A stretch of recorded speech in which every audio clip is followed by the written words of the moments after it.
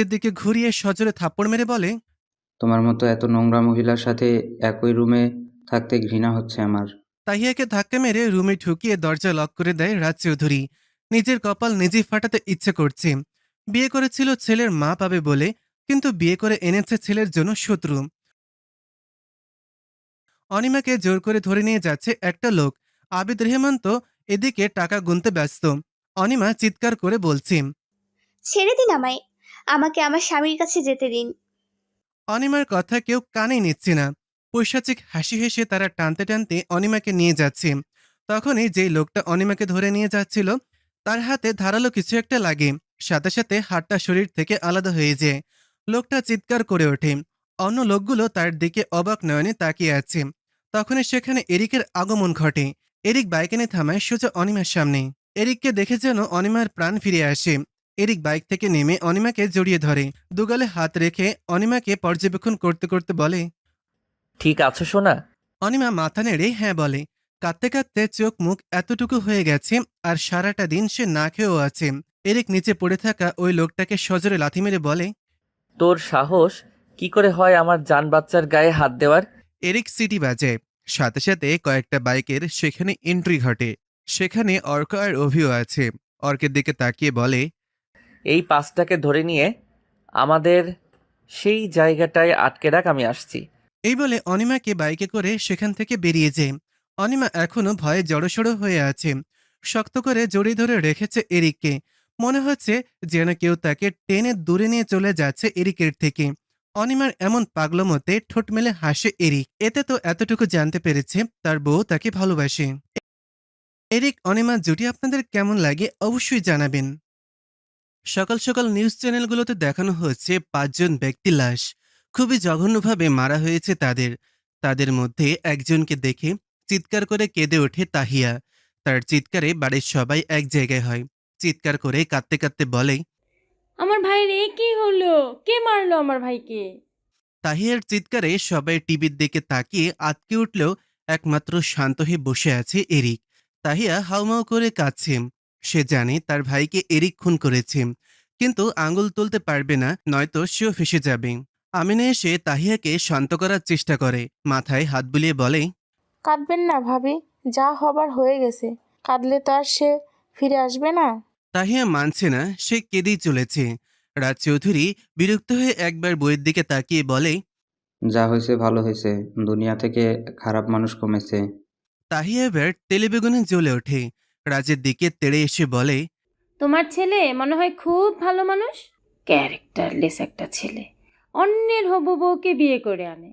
এবার এরিক মুখ খোলে। টিভির দিকে তাকিয়ে বলে, তবু তো আমি আর অন্যের বউকে পাচার করে দিতে চাইনি। সবাই কৌতূহল নিয়ে এরিকের দিকে তাকায়। তবে সেদিকে এরিকের কোনো ভ্রুক্ষেপ নেই। সে নিজের মতন করে উঠে দাঁড়িয়ে রুমের দিকে যেতে যেতে বলে, আমার বউয়ের গায়ে নেক্সট টাইম হাত দেওয়ার চেষ্টা করলে ওই টিভিতে দেখানো লোকগুলোর মতোই অবস্থা হবে, মাইন্ড ইট। বাড়ির কেউই বুঝতে পারে না এরিকের কথা। তাহিয়াকে বলেছে কথাটা বুঝতে পেরেছে, কিন্তু কেন সেটা তাদের বোধগম্য হলো না। এরিক রুমে এসে দেখে অনিমা অস্থির হয়ে পায়চারি করছে। অনিমার অস্থিরতা দেখে ঠোঁট মেলে হালকা হাসে। পেছন থেকে অনিমাকে জড়িয়ে ধরে। অনিমা শান্ত হয়ে যায় সাথে সাথে। ঘাড়ে একটা চুমু খেয়ে বলে, কি হয়েছে অনি? অনিমা সেভাবেই স্থির থেকে প্রিয় পুরুষের ছোঁয়া অনুভব করছে। এরিক গালে চুমু খেয়ে নিজের দিকে ফিরায়। অনিমার থুতনি ধরে উপরের দিকে তোলে মুখটা। অনিমা চোখ বন্ধ করে আছে সেটা দেখে ঠোঁটের মাঝে নিজেকে ডুবিয়ে দেয় এরিক। অনিমা কিছুক্ষণ স্থির থেকে নিজেও রেসপন্স করতে শুরু করে। ভাই, পুলিশের সাথে কথা হয়ে গেছে সব। এই কেস এইখানেই বন্ধ। অর্ক কথাটা বলতে বলতে এরিকের রুমে ঢুকে সামনের দিকে চোখ যেতেই চমকে ওঠে।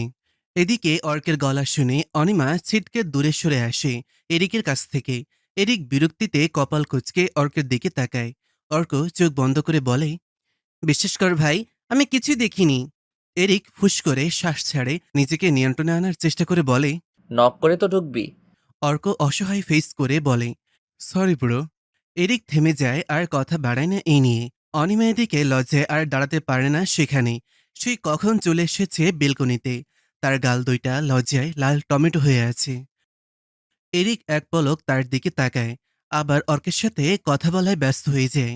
আলমারি থেকে কিছু টাকা বের করে দিয়ে বলে, এটা অফিসারকে দিয়ে দিস, আর এখানে 10,000 টাকা আছে, তুই আর অভি নিজের পছন্দ মতো কিছু করে নিস।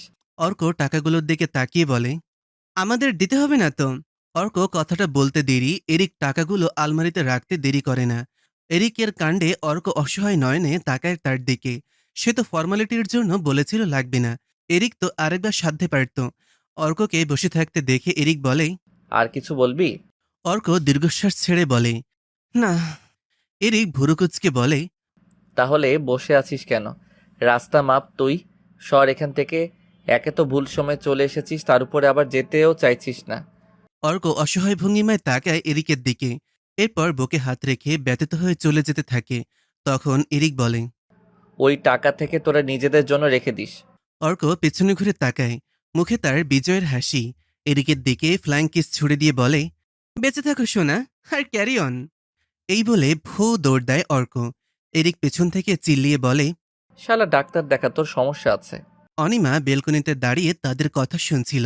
অর্কের শেষ কাণ্ডে শব্দ করে হেসে ওঠে। হাসতে হাসতে রুমে ঢুকে সে।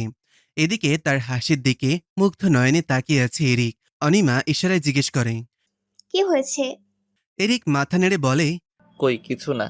এরিক বাইরের দিকে যেতে শুরু করে এই বলে, কিন্তু আবার পেছনে ফিরে বলে। রেডি হয়ে নাও, এক জায়গায় যাব। অনিমা জিজ্ঞেস করে। কোথায়? এরিক হালকা হেসে বলে। সারপ্রাইজ। এরিক চলে যায়। আর অনিমা ভাবতে থাকে। কিসের সারপ্রাইজ? এত ভেবে লাভ নেই, সে উঠে রেডি হতে শুরু করে। নয়তো জনাবেশি রেগে যাবে। তাই আর না ভেবে রেডি হয়ে যায়। রাজ চৌধুরী ইচ্ছে না থাকা সত্ত্বেও তাকে যেতে হচ্ছে আবিদ রেহমানের জানাজায়। তাহিয়া সেই সকাল থেকে কেঁদে কেঁদে হয়রান। তাহিয়া বাড়িতে এসে দেখে আবিদের বউ নিশি এক কোণে নিজের বাচ্চাটাকে নিয়ে বসে আছে। চোখে তার পানি নেই। কষ্ট বা খুশি কোনোটাই দেখতে পেল না নিশির চোখে। কেমন যেন অনুভূতিহীন হয়ে আছে। চোখের কোণে কেমন একটা কালচে দাগ হয়ে আছে। কেউ গায়ে হাত তুলেছে হয়তো। তাহিয়া এসে তার মাকে জড়িয়ে ধরে কাঁদতে শুরু করে। তাহিয়ার মা কাঁদতে কাঁদতে বলে, আমার সহজ সরল ছেলেটা কার ক্ষতি করেছিল যে এভাবে মেরে আমার বুক খালি করলো? তাহিয়ার মায়ের কথায় এক কোণে বসে থাকা নিশি তাচ্ছিল্য হাসে। সরল সহজ কথাটা আবিদ রেহমানের সাথে বেমানান। তার সাথে মানানসই ওয়ার্ডটা হলো নরপশু কীট।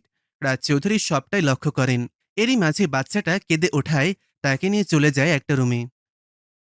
লাশে পচা গন্ধ জমেছে, তাই বেশি দেরি করেনি জানাজা দিতে।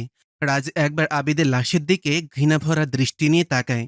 যদিও মৃত ব্যক্তিদের প্রতি ক্ষোভ রাখতে নেই, কিন্তু মন থেকে আবিদের প্রতি তৈরি হওয়া ঘৃণাটা সরাতে পারছে না। একটা রেস্টুরেন্টে বসে আছে এরিক আর অনিমা। অর্ডার করেছে খাবার, আসারই অপেক্ষা করছে তারা। অনিমাকে ভার্সিটিতে ভর্তি করে দিয়েছে আজকে। অনিমার মনটা আজকে ভীষণ খুশি। সে তার পড়ালেখা নতুন করে শুরু করতে পারছে এই ভেবে। অনিমা এরিকের দিকে তাকায়, যে কিনা এখন সম্পূর্ণ ফোন টিপতে ব্যস্ত। অনিমার ইচ্ছে করছে এই মুহূর্তে এরিককে শক্ত করে জড়িয়ে ধরতে। এই ভাবনা মনে আসতেই নিজেকে ধিক্কার জানায় অনিমা। নিজে নিজেকে বলতে শুরু করে মনে মনে। ছে আনিমা, ছে, কবে থেকে এত বেহায়া হলি তুই? অনিমার এসব ভাবনার মাঝেই এরিক বলে ওঠে। নিজের বরকে জড়িয়ে ধরতে চাওয়া কোনো বেহায়াপনা না। আর I am your property, babe, so you can do anything with me. এই লোক মনের কথা জানালো কি করে? অনিমা একটা কোল্ড ড্রিঙ্ক নিয়েছিল, তখন সেটা মুখে ছিল। চমকানোর কারণে সবটা গিয়ে পড়ে এরিকের মুখে। সাথে সাথে অনিমা বলে ওঠে। সরি সরি সরি, আমি বুঝতে পারিনি। এরিক অনিমাকে শান্ত করতে গালে হাত দিয়ে বলে।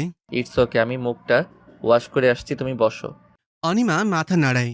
এরিক মুচকি হেসে চলে যায় ওয়াশরুমে। অনিমা একা বসে পা নাড়তে থাকে। তখনই সেখানে কিছু ছেলে আসে। অনিমাকে একা বসে থাকতে দেখে তার কাছে এসে বলে। কি ব্যাপার পাখি, একা কি করো? অনিমা বিরক্ত হয়, কিন্তু ছেলেগুলোর দিকে তাকায় না, কিছু বলেও না। সে বারবার ওয়াশরুমের দিকে তাকায়। ছেলেগুলো যখন দেখে অনিমা তাদের ইগনোর করছে, তখন একটা ছেলে অনিমার গালে হাত দিতে যাবে, তখনই এরিক কোথা থেকে এসে যেন হাতটা খপ করে ধরে ফেলে। ছেলেগুলোর দিকে তাকাতেই সেই ছেলেটার সাথে হ্যান্ডশেক করে বলে। হাই, আমি এরিক চৌধুরী। ছেলেগুলোর মধ্যে থেকে একজন উত্তর দেয়। তো আমরা কি করব? এরিক এবার ফেসে কঠিন ভাব এনে বলে। তাহলে মাইর খা। এই বলে সবগুলো ছেলেকে ইচ্ছে মতন পেটাতে শুরু করে। মার খেয়ে ছেলেগুলোর অবস্থা বেহাল। তবুও এরিক মার থামাচ্ছে না। রাগে ফুসতে ফুসতে বলে, আমার সম্পত্তির দিকে